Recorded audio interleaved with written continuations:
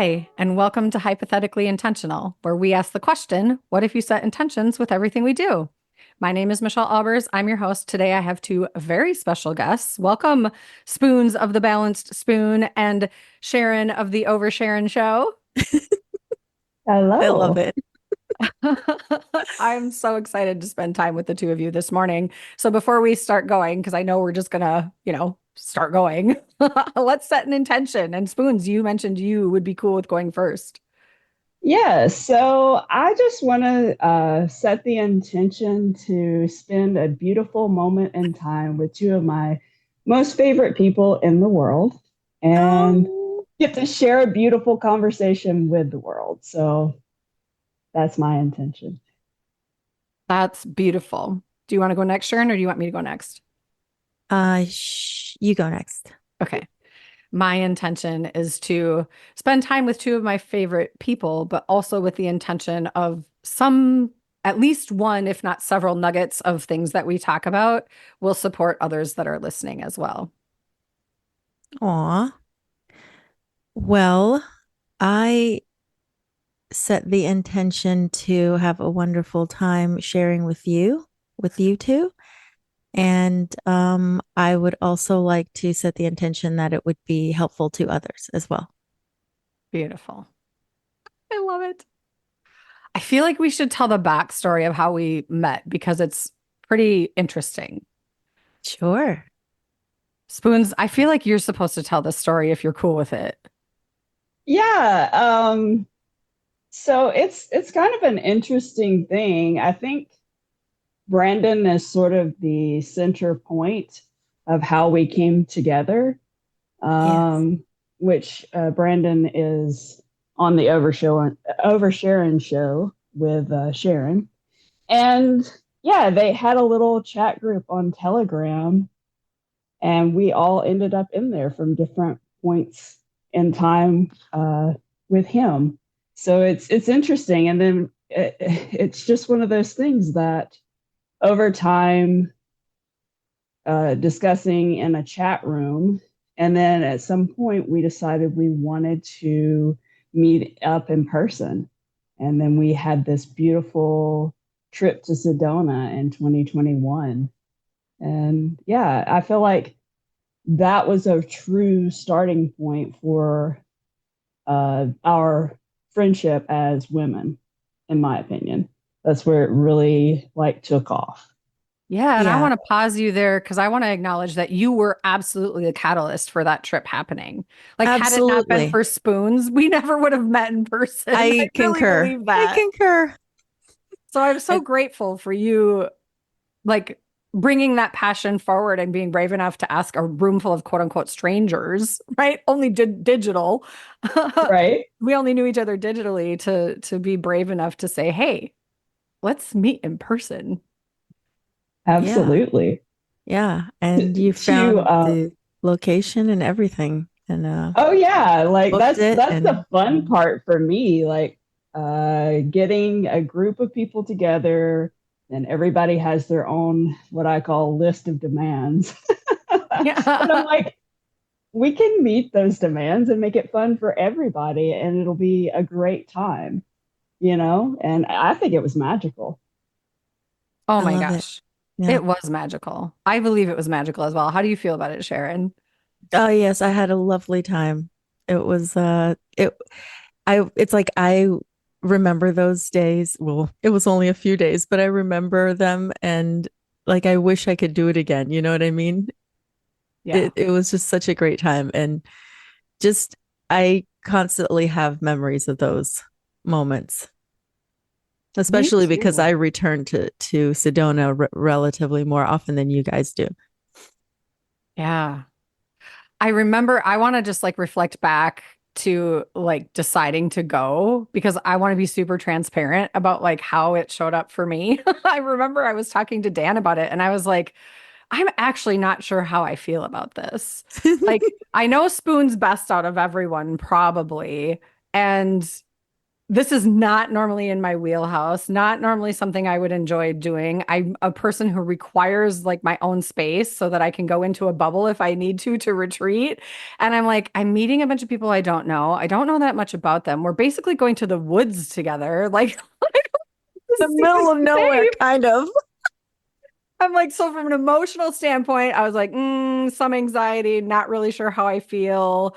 I can usually drop into a space and be good, but also women typically for me are challenging to build those friendships because I find them Yeah. disingenuous so often. Yes. And so it was like this, well, I guess I'm going to dance. And Dan's like, worst case scenario, you go find a hotel somewhere and you'll be fine. And I was like, okay, that was a really good just point for him to Yeah. make for me. Hmm. But we were giggled about it for the longest time. Yeah, there was a point like a couple of weeks before, I think you tried to back out, and I'm like, no, I might I'm have. going to fix. I'm going to fix whatever the issue was. I think it was allergy kind of issues, and I'm like, no, we'll figure it out. Oh, yeah, And because I'm You'll there be was going to be a fine. cat. And I'm like, I Mhm. can't do cats. Oh, true, Mhm. true. Yep. I worked it out. I'm like, nope, you don't get to back out. You did. And also, work We're was crazy meeting. at that time. There were so many reasons I could have backed out, but there was a Oh part of yeah. me that just knew I was going. I mean, there was a part of me that knew that it was important for me to go. And also, I still had to dance the dance of like, yeah, I really don't want to do this. 100%. Yeah, I think that's totally legitimate to have those feelings of, do I really want to step into this Yeah. unknown? Um, Yeah. I had some, I would say like just similar, just like hesitation, but not as much, right? Because of course I'm only a couple of hours away from Sedona, so it's not as big a Yeah. deal, right? And I was in control because I was driving. I had my car. So, uh-huh. um, but yeah, meeting Michelle and like not knowing who she was really that much, but like picking her up and taking her, I was like, okay, I mean, it's probably going to be fine, but like this is a little awkward to meet someone you've never met like in person before and just be like, "Oh, I'm going to spend the weekend with you." I know. And actually, And I'm really, oh, go ahead. go ahead. I was just because I'm really grateful we had that car time together because that was Yeah. helpful for me to get some one-on-one time with you because I Yes. didn't know you as well. Yeah. I So it didn't know was you as well like, either. it was nice to have that drive together. But you're Yes. right. Like, oh, I've never met this woman. I don't know who she is. I don't know how she feels about picking me up. I mean, she offered, but like, does she really want to? You know? Yeah. Yeah. Yeah. Awkwardness. Yeah. But I feel like we dropped into comfort pretty quickly. Yeah, yeah, we did. It didn't We feel did. awkward for long. No. Like it was just kind of, I think it was more the thoughts beforehand, which just Yeah. points to be in the present moment and not worry about all that crap, you know? Mhm. Yeah. 100%. Yeah, it was such an interesting trip. But yeah, that was kind of one of those fun things. Like I strategically picked a location close to Sharon because I knew location close to her was important and it would keep her from backing out. Yeah, for sure. It For was sure. because I was like, if she has to travel far, I don't think she's gonna show up. And that was kind of an interesting concept in that bringing Brandon back into it because he's also very much in his plane of World. existence where he is. But he was in a travel mode and it just happened to link up with the time of that trip. So otherwise, I don't know how it would have come together because I don't, I It think was miraculous. one or the other of you wouldn't have showed up because you're not gonna travel, But kind the of. fact that we were meeting each other for the first time and we already had a show together, I think was the impetus. It was like Yes. one of us was gonna have to travel to meet the other one. Yeah, So, you know, Sedona was a nice choice. absolutely. And that location was amazing. I mean, Yes. the creek in the back and Freak, just, yeah. I don't know, we were like so immersed in nature, which is super helping with my bubble because that's Mhm. like one of the ways I ground and like just feel like I can clear. Nature So it was walks so and helpful. Yeah. yes, Yeah. absolutely.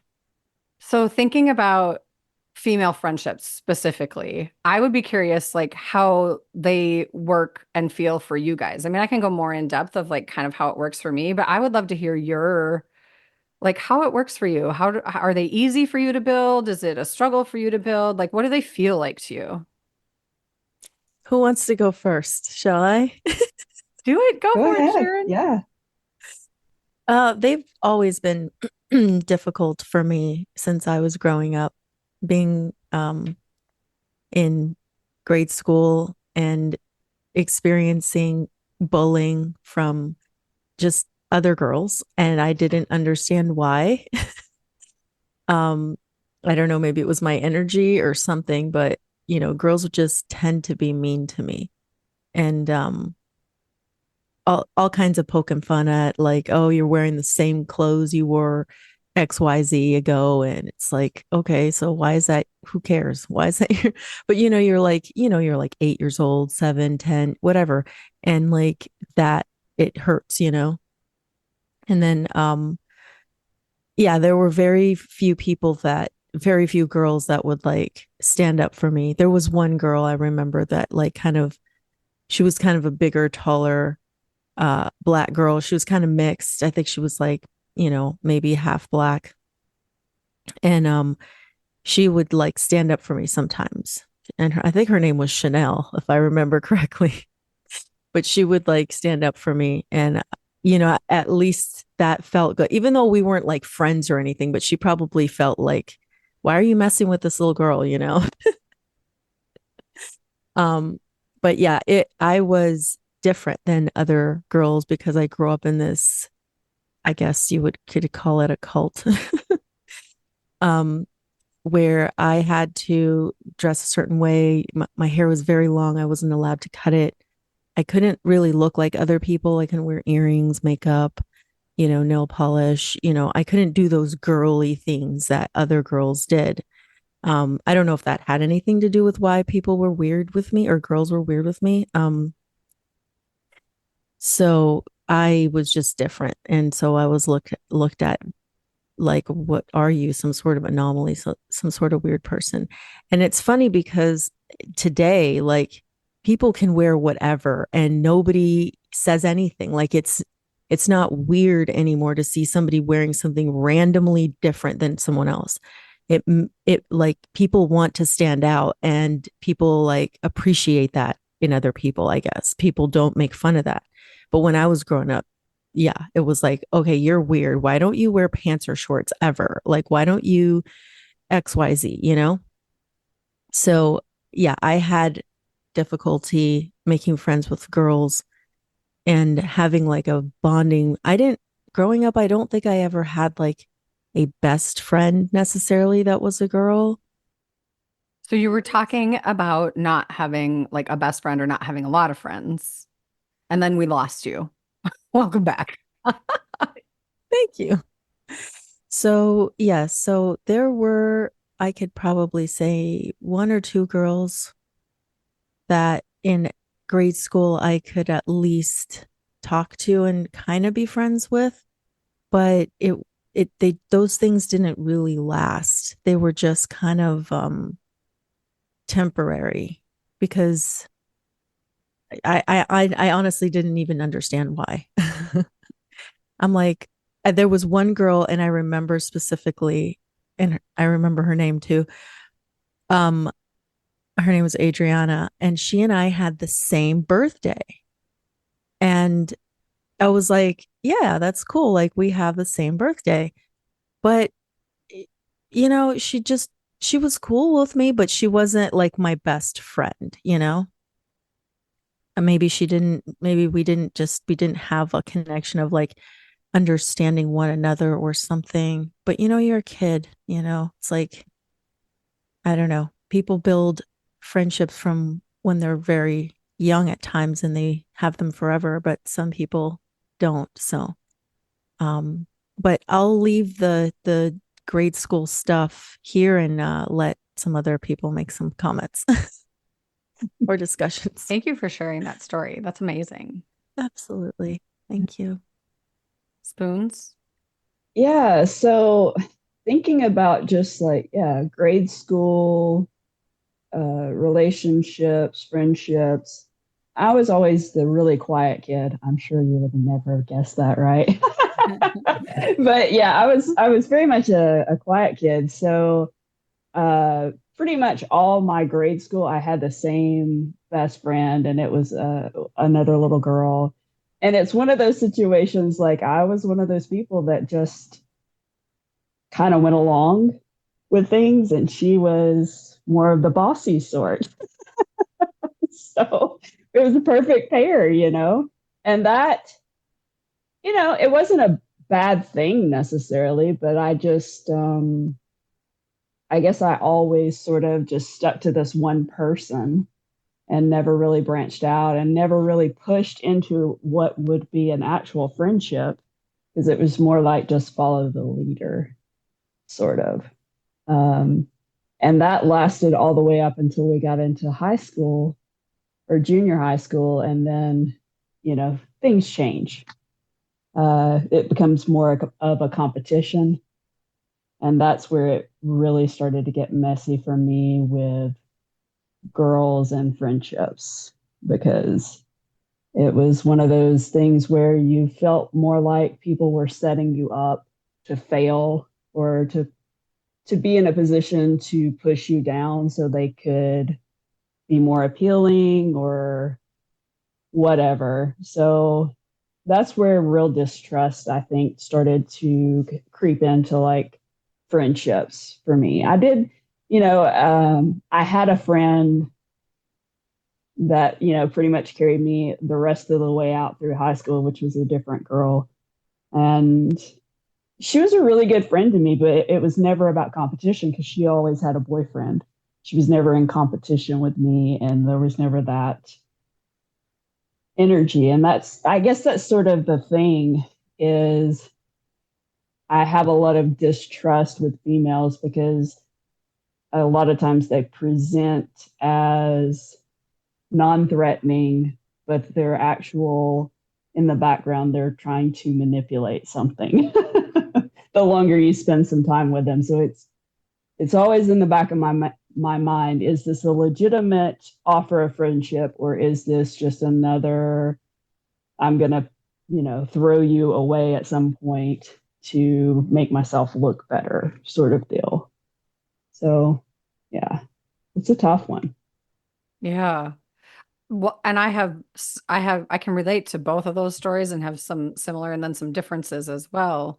But I think, like, as we're talking, I'm realizing, like, in our youngest years, when we're figuring out how to form friendships, it's when we're showing up the worst. Like, as humans, I mean, like, as girls, like, we don't show up super great because we're still learning the skills. And I feel like everybody's for themselves. And at least my experience, much like you guys, like, women are mean and really like don't have any problem stepping on you to get to where they need to go. That's my experience. And I'm not saying everyone's like that, but I just feel like growing up, I haven't talked to a lot of people where that hasn't been their experience, where either they've been bullied or they've been manipulated or like, I feel like, for me, I was blessed in that I grew up on a block where I had a girlfriend who I'd known since 6 months old, and like her parents were my other parents, and there was another family where like their kids were our babysitters, and they were my other set of parents, and my sister had a girl who was her age, and they were her parents, and so from a block standpoint, but that was like family, so that's a different kind of relationship, and then. I had a friend who lived Mhm. nearby, we hung out a lot, but her parents were super lenient and let her do whatever. And my parents were not. And I was a rule follower. So that got tricky sometimes. And it was like, come on, it's okay. You won't get in trouble. And it's like, well, come on. Like, that's not what I'm going to do. So then there was this, like, well, now I'm the bummer, and that feeling of inferiority or inadequacy. And definitely that played into boys as well. I was not the person who was a good flirt or like, and so I would have friends that would be like, oh, almost like set me up to fail, like to laugh at me, which, you're just like, okay, well, this is not cool. So like the layers of that for me is interesting. But with you, same as you guys, I don't feel like it's hard for me to feel. And the thing is I'm not in elementary school anymore. And for me, it was junior high was probably way worse. Senior high, by that point, I had my handful of friends, but I had a lot of friends and I was not part of the cliquey crowd. And I don't work that way. And I'm glad I wasn't. But also, that led to a lot of feeling like I didn't fit in and I wasn't good Mm-hmm. enough. Mm-hmm. And I didn't, I don't know. It just always got messy. Um, but just that feeling of most of the girls in my life were willing to do anything to help themselves, even at the expense of me, which I find interesting saying that out loud because I'm a person who shows up as or has for like later in life as an overgiver at the expense of myself.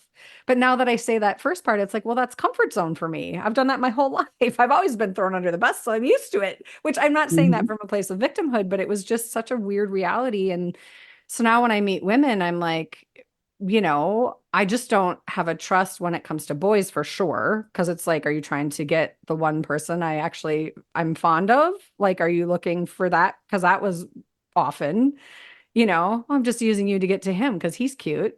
It's like, I'm not even with him. I'm just like, told you I had a crush. And then it turns ugly. So it's just weird how to trust. I feel like women in my world, at least for most of all the way through junior high, at least, and maybe into senior high, were so competitive and cutthroat about it, like mean. Yeah. And I just didn't understand that because I'm not saying I wasn't an asshole. I was definitely an asshole and mean. I feel like it was like conditioned for survival. Do you know what I mean? But like, I don't naturally show up in a state of like, I want everybody to win. That's how I show up is I want everybody to find joy. I want everybody to be happy. And I don't say that from a righteous place. I just mean I didn't understand how you could be so mean to someone. I just don't get it. I didn't understand it either. And I just had this memory come up because I was talking mostly about like grade school, right? Um, and I had this memory of like, oh yeah, what about church? Like when I went to church. And that wasn't even any better. Yeah, no, it wasn't for me They either. they were mean, you know? And I have this specific memory of these two girls that were cousins that I thought were my friends, because, we went to the same church. We had all that in common. Um, I must have said something about some other girl that I didn't like because I kind of tended to be a little gossipy. So I must have said something to them about some girl that I didn't like. And I was like, oh, I don't like her. She's XYZ, maybe. I don't remember details. And she had found out. Well, why would she have found out? Because one of them probably told her. Like, why else would she have found? And this girl was mean and big and bullying. Like she was mean. And at some point, she got all the girls to side with her, probably because they were scared of her, because she was mean. And I remember her coming up to me and like, did you say this about me? And pushed me in front of the church, like while everyone is inside. We're like, for whatever reason, the kids we were at this other building next door, and then we were let out early because we were expecting the church service to be done, but it wasn't, and we were still out there. And so she came up to me and with all her posse of all the other church girls, and I don't know, I was probably about 11 or 12. I don't remember. And she pushed me and she asked me that, and I denied it, because I'm not going to tell her to her face that I said that. um and her two little my two quote friends that were there present when I was talking to them about that sided with her and were standing with her, and I was standing by myself. And then I had a niece at the time who was she's like 8 years younger than me. So she was a little girl, and she was the only one who came and stood by me because of course she's family. And I was just like, I was like distraught. I was like, these people are so freaking mean. It was like my first experience of feeling like completely and totally pushed away and uh, I don't know. It was just awful. It was painful. Um, I eventually told one of the girls who became, because we grew up together, that girl and I eventually told her, and she, as an adult, and she apologized and everything. But at that time, it was just like really a horrible feeling. And I can say from probably from that point on, and then into high school, it was like I didn't really try to make friends with girls because I just that there was really no point. And I ended up being more friendly with the dudes because they weren't gonna do that. They just they didn't have that energy. So I usually just had, dude friends, sort of. But going into high school, it was funny because I didn't really have really anyone to hang out with. So at some point, and I can't remember who all was in it, but at some point, all these people that didn't really have friends, we all like hung out under this tree in the center of campus and or just under one of the trees. And we ended up like hanging out together during lunch periods because we call ourselves like the no friends group because we all like crowded under that tree because we all did not have someone else to hang out with. So we ended up hanging out with each other. And it was a mix of dudes and girls. So um yeah, it was probably about 5 or 6 people total. I don't remember. But yeah, that was difficult times. Yeah. Well, and you found support and comfort in people who had similar experiences, which is a beautiful thing. Um, Yeah. It didn't last super long. Like we didn't become like the best friends, but at least we kind of had somebody to hang out with during lunch hour. yeah. Yeah. Spoons, you looked like you had something to say. Yeah. I kind of remember at a certain point as well, sort of making a transition to more guy type friendships, leaning more that direction just because it was too uh, painful to try to figure out girls' motivations. And guys are a little bit more direct and simple, it felt like, and they're just Mm-hmm. a little bit easier sometimes to have communication with, but it is you're missing something when you don't have girlfriends. Hmm. There's this you can be friends with guys and it's helpful and it's fulfilling, but there's a sisterhood sort of element that you're missing when you kind of separate from that. So, but even I Mm-hmm. think as my adult years went on, the career that I chose, nursing, which is considered like a female dominated industry, but I picked emergency. And I picked emergency because that's where most of the males were going to end up. And, you're going to be working side by side with the doctors, which are predominantly male. And, so even in the niche of something that I picked that's predominantly a women dominated area, I still found a way to get in there. And, there was other females sort of with that same mindset.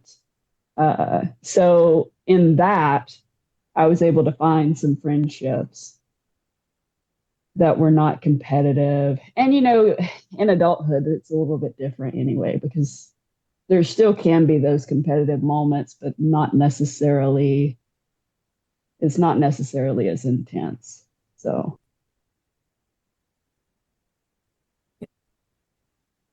Speaking about workplaces, I chose engineering where it's mostly guys.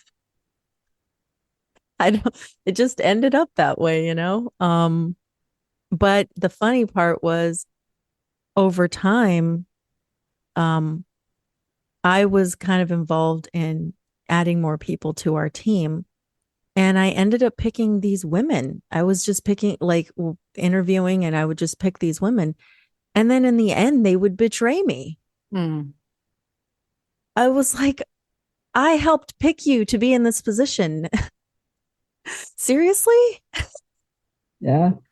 Why is it so complicated with women for women? At least our kind of women. I mean, I don't know if all women feel this way, but I just think like I think part of it, like for me, guys are easier. They're upfront, you know what they want. They don't drip in judgment to the point where they're gonna walk away. Whereas I feel like when I went through my first divorce, I learned a lot about who my friends actually were and what was required of me to be their friend. And it was, I had to tuck into a box, which I never really connected those dots until now. Like I lost friends because I got divorced because they didn't agree with it or because whatever. And it's just like, I don't understand, which felt so familiar because I grew up in a family where I felt like I had to tuck into the box and be the good girl and do what I was supposed to do based on all of my family's beliefs, all of like I'm not talking just my parents, I'm talking like every single human in my family, including the neighborhood, kind of showed up in a certain kind of way. And I don't know, like and maybe I wasn't even expected to, but I did. I chose to show up in a way that like made me fit in, probably for fear of being abandoned. And just over time in my life, even like I used to teach preschool and that was a women dominated industry. And I became really good friends with some of those teachers and it was great. And then I left and when I had kids of my own and then I got divorced and I don't know, there was just a moment where like we got together and a couple things were said and I was like, yeah, that just didn't feel good and we're grown ass adults now. I don't know really how much time I want to spend fostering this because I don't want to show up in the place of judgment. I don't want to show up in the place of we have to be in the same box all the time. And I don't know. It's like I think, Dan has helped me unpack and realize that like I do have this expectation, which is not a healthy one, that people show up in the world the same way I do. You know, like there's just some things that I just would never even fathom doing or saying or even thinking. They just doesn't even come through me. And then when people do it, I'm just like, wow, that fucking hurt. And I don't really want to foster anything anymore. Like I'm kind of done. And I'm okay with setting that boundary and walking away now. But I think the thing I work on now is judging that because I do judge it and they get to be who they are. But also I get to choose who I spend time with. And that's why like you guys, I'm so grateful for you because I feel like there's an understanding because and I didn't know your story, Sharon, as far as your childhood, but it makes sense now because I feel like the three of us had very similar, while through different stories, very similar emotional experiences that and wounds that make it make sense as to why we were a slow roll into deepening things and fostering and deciding that we want to spend time together. And like that, I see that and I'm like ridiculously grateful. And you two are humans that I'm willing to take the risk of trusting. I mean, Spoons and I have had conversations about me and trust and how I work with it. But it's like, I also understand that like it's just worth the risk sometimes. And you guys fit that bill. And sometimes it's not worth the risk. And that's amazing. And I can walk away from that. But I try and be really mindful about like not missing opportunities for amazing friendships and deep connections simply because I'm tired of the bullshit. Yeah, it's Well, hard. I So will say, go ahead. oh, go ahead. I was just gonna say, you're not gonna miss out on anything that's meant for you. Right. That's all. Yeah. 100%. What were Yeah, you gonna say? I think it's just amazing how we came together and when we came together and just we probably were in that chat maybe 6 months before we met, something like that. So we didn't know each other that well at all. I think I had maybe a couple of phone calls, but yeah, it's amazing when you meet people with the right energy and you're willing to take that leap and take that chance on someone. And even if it say doesn't pay off, it is painful, but it's worth the investment, I feel, Yeah. because I've got two of the most amazing friends out of it. So I would definitely Aw. endorse making the leap. Well, Yeah. and that's one of the reasons I say, like, you're not going to miss out on something that's meant for you because what we did when we met up was like something that most people might think impossible or just so weird and so like why would you do that? You know, it's like you're meeting people you don't even freaking know. What if they're creeps? What if they're, whatever, right? And I just went into it very like innocently mostly. I just was like these people are going to be great. It's going to be fun. We're going to have a great time. And we're just going to do this. And for the most part, that was my attitude. And well, it worked. Yeah, 100%. I love that. Because as much as it was like, this is weird, I'm not sure how I feel about this. I had the same intention. It's like, I just want to go get to know these people. Maybe they'll be lifelong Yeah. friends and maybe we'll just have a good Yeah. weekend in the woods in Arizona. Yeah. Yeah. And it was amazing. It was so Yeah. great. It worked. But I just don't understand, I guess. And, to be fair, I don't like actively seek new friendships necessarily. I love the people in my life, so I'm not like out there trying to foster a lot of different things. I mean, I'm building a community and that's a different thing. And within that community, I'm finding like friendships are happening organically, but it's not like junior high and high school where you're really like seeking and college even like you're seeking like that those lifelong friends that can support you. It's like they're just happening now versus like it being like an attachment to it, if that makes sense. But I don't, I don't know. It for me, like if I were to blanketly describe why women are uncomfortable for me and why I have a hard time trusting, it's like there's a cattiness, there's a manipulation factor, there's always a competitive nature to it. There's I don't know, like a need to rise above and be the top of the top for so many. And on some level, like if I think about it, there's hypocrisy there because I think I enjoy a good drive, a good driven person who wants to succeed and do their best. And when men show up in that way, I'm like, yeah, rock on, go get it. But I feel like when men show up in that way, it's not like a stepping over people to get to the top thing. It's just like we all want to do our best kind of a thing. We all want to succeed, excuse me. And with women, it never feels that way to me. And I think I need to look at that because I feel like this is coming from a wound and not accurate. Because I don't feel that way about the friendships that I'm making now. But Right. but if I get a vibe, even the tiniest little vibe, empathetically, like I'm out. I'm like, I'm out. I don't even get like it might have just been a bad day. Do you know what I mean? It's like, or they're getting the same, like they have the same trust and like experiences similar that I do, and they're on tiptoes too. So I don't know. I feel like I want to be way more in the pause and observant versus in fear. Because what I'm hearing from myself right now is like I have a lot of fear with regard to trusting women because I think it goes back to at that time I didn't set healthy boundaries and I didn't know how. But I do know how now. And I think I need to remind myself of that because I think that's my biggest hang up is I'm coming from the place of fear and not trusting myself to stand up for myself. But the reality is I've built that muscle and I'm good. Yeah. Well, I think boundaries is a big one and unspoken contracts. Ah, Unspoken Those ones. contracts is, for me, my kryptonite in life because I have all these unspoken expectations of people, and I just set myself up for disappointment and failure and not having the hard conversations with people about whatever the interaction was. It could be like the even smallest little detail. But I see now where I set myself up for a lot of failures and a lot of friendships because I didn't want to have a conversation. and those I didn't. unspoken expectations, there's so much resentment that comes from that when we're not paying attention to it. It's such a beautiful example. I mean, it's true. It's so true.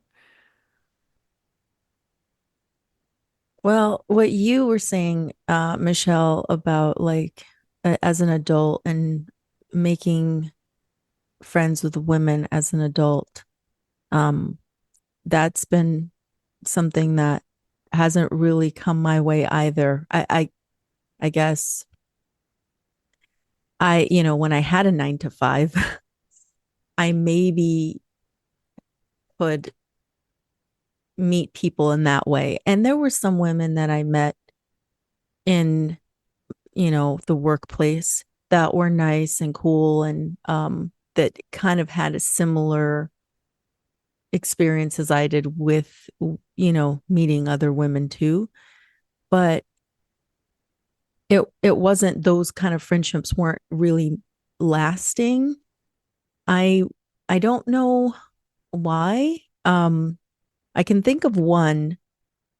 Um, and it might be because I'm just kind of, maybe I'm just a different kind of woman than other women.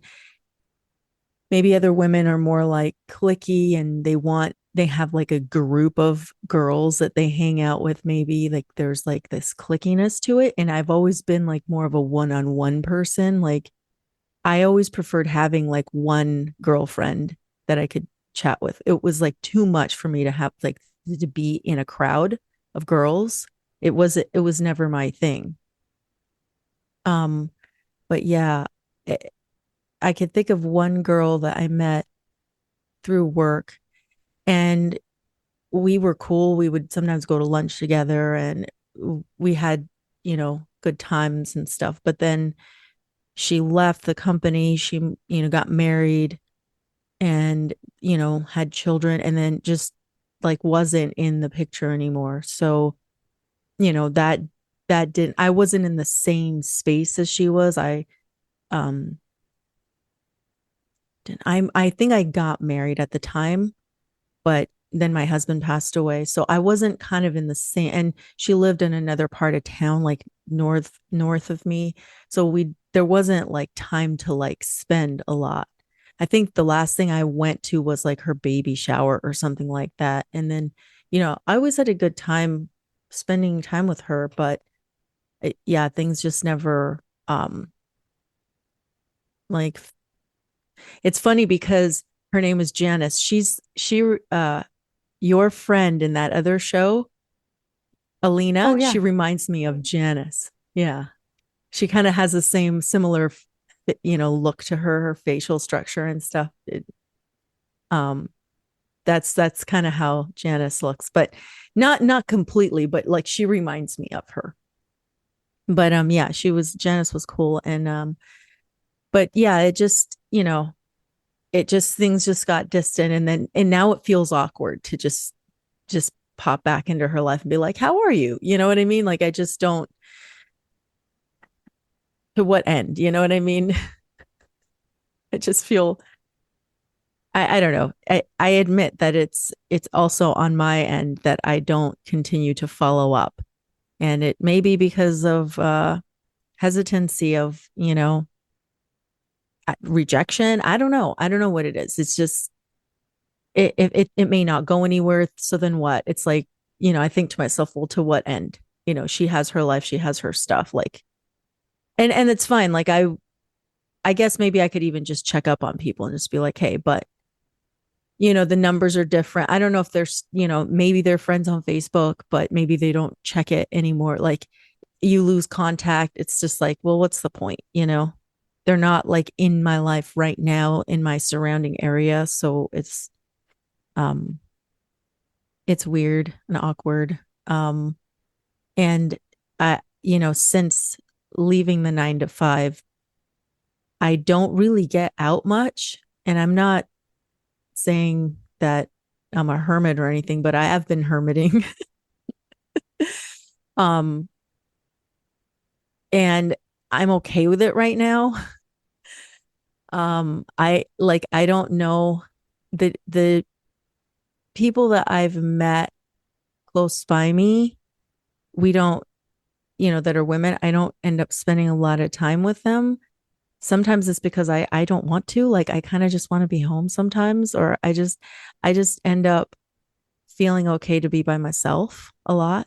Like if like Cody's busy or doing something, and I'm like, you know what, I'm just gonna run out and grocery shop, or maybe I'll stop at the coffee shop and read for a little bit, and then I'll come home. But like, I don't know, I just enjoy my time alone these days. And I mean, I'm not saying that I'll always be that way, but that's where I'm at right now. And you get to listen to that and honor it.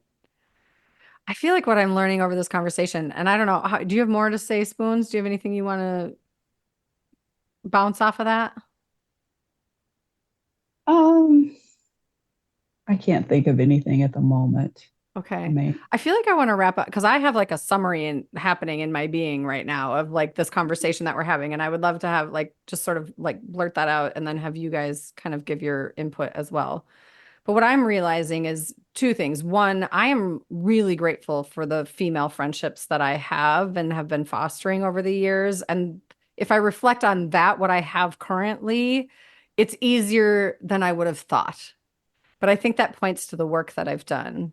But I think the other thing I'm realizing in this conversation is I don't think I realized how many wounds I had and how many stories I was telling myself that were inaccurate and untrue. And I probably have not been giving women in general enough credit because of my wounds, because of my own personal like stuff. And so I want to be mindful of that and look for more healing around that and really come from a place of observation and accuracy versus like attaching any of my old wounds or like threads of mistrust and pain points that I was betrayed or neglected or manipulated or whatever. So it's been a really interesting conversation. I did not anticipate it taking me to this place, but I love that it pointed to a immense gratitude for the women in my life today, including the two of you, on a level that is Oh. so deep that I can't even explain it. It's incredible. And then B, I really want to be mindful of my pain points and recognize how I may be showing up out in the world. I'm not talking about my business. That's a different thing. I show up differently there. I come from the objective observer there. But like out in the world, when I meet new people, if they're women, I tend to start them with a few strikes against them, and that's not fair. And I want to stop that. I want to heal that wound, whatever that is and wherever it's coming from. So thank you for having this conversation with me today. I would be curious to hear your takeaways or like if you had any aha moments during this conversation.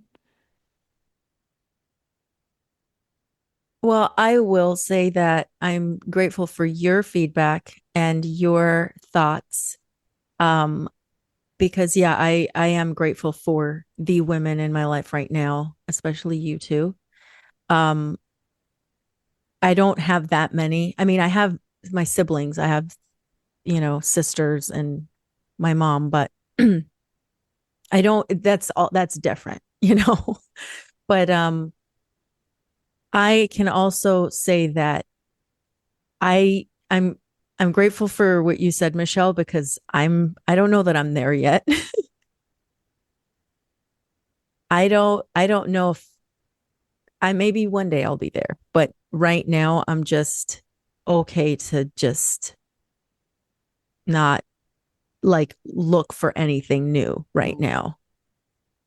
Just maybe the wound is still there and maybe it's too painful. But I will be honest and say I'm not quite there. I think that is an amazing awareness and like self-compassionate truth you can express to yourself. And I honor that and just like Thank you. celebrate it with you because it's not easy to voice that out loud, especially on a podcast, even if It you're with two wasn't. people that you know and love. Do you know what I mean? And so thank you for being really honest and vulnerable in that moment because I think it's important for people to know it's okay to feel not ready. Yeah. And I'm thankful that you two are here and can share that with me Mm. and that you guys are um, just open enough and vulnerable enough with me and all that. Thank you. Thank you. yeah. It feels the same. Yeah. I think my sort of takeaway is just that reminder about where in my life am I writing the stories versus letting life play out. Mm. And I'm seeing, yeah, there are a lot of stories from childhood that I'm letting continuously write instead of letting things just sort of play out. So it's definitely a good awareness to have. And I think they're all the stories are valid from our past, and we Oh can yeah. look on them maybe even at a point of lovingly at this point because they're lessons learned. Um, I know for me, it's more about standing up for myself and having the conversations that I avoided. So that's definitely something I want to. Well, I mean, that's just sort of my typical pattern, the avoidance piece. So anywhere where I have to look at it and say, well, am I doing this because I'm avoiding it, or am I not doing it because it's not something I want to do? And I think that's kind of a tricky question sometimes. But I definitely want to sit with that and kind of reconsider some things. So I appreciate you both, and I've very much enjoyed this conversation. Yeah. And what you said about like, I can't remember how you worded it, but like letting life just flow. That's kind of where I'm at right now. I'm like, if God wants it to be in my life, then God will bring it to me no matter what. I'm open in that way, but I'm not necessarily going to be actively seeking anything. It's just I'm like, okay, God, whatever you want to come this way, I'm open to that because I know that God will bring me only that which is for my highest and best because I trust that. That's so beautiful. Oh, Thank you. that feels like a perfect wrap to an amazing, beautiful conversation with two women that I love. Oh, thank you. Thank you so much. All right. I feel like that's a wrap for today. Thank you so much for being not only willing to have this conversation, but for being so open and bright and vulnerable within it. I appreciate it. It's helped me tremendously. Like I feel like I'm like, holy shit, I did not know that's where we were going today, but I really appreciate that we did, which is just speaks to amazing friendships, right? Like, thank you. Thank you. Thank you. Thank you. Yeah. I came open. I didn't know what we were going to talk about really. I just was like, we'll see what happens. Yeah.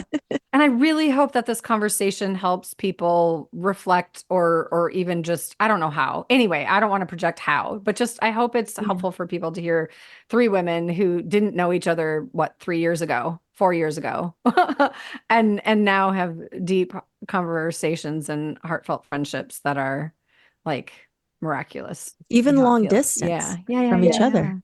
Yeah. Yeah. All right. I feel like that's a great place to land. That's a wrap for today. Bye. Be you every day.